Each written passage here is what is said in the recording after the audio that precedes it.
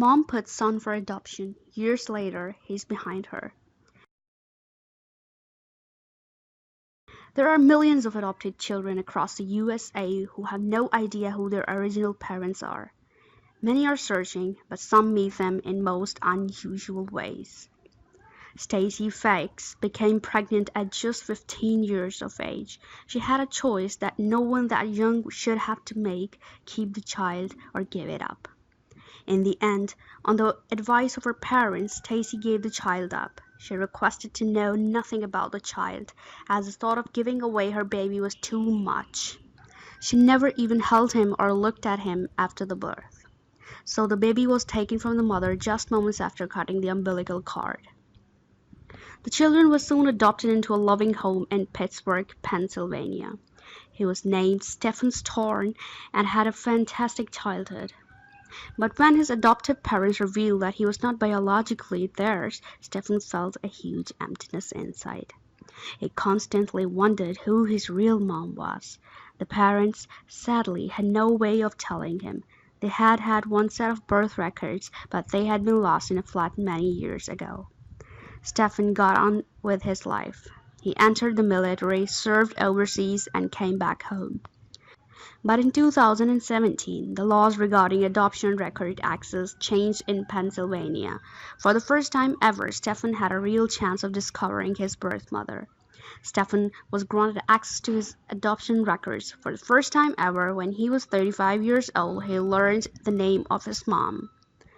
The first thing that Stephen did was search Facebook. He found several people named Stacy that were in the right age group. Eventually, he narrowed the selection down to the one that he thought was most likely to be his mother. He sent her a message. "Hey, I have a really weird question. Did you put a baby boy for adoption?"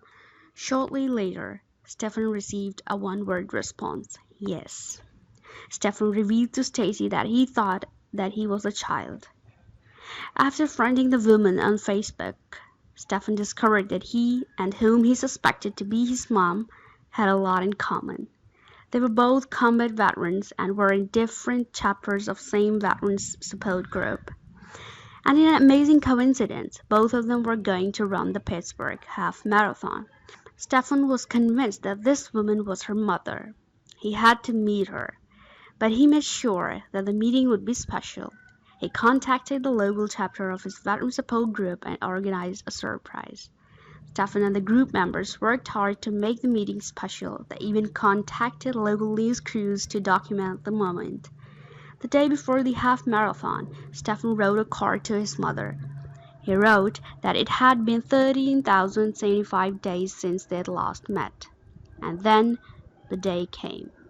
One of the members of the veterans support group gave Stacy the card. She read it. As she was reading it, Stephen was walking up behind her. She turned around and saw her son's face for the first time ever.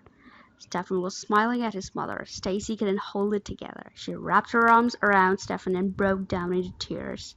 Later, Stephen met his half-sisters and ran the marathon with his newfound family. Then they all had a cookout. Stephen, his mother, and his sisters all formed a strong bond. They plan to meet up again and again in the following months. Please share this with your friends and family.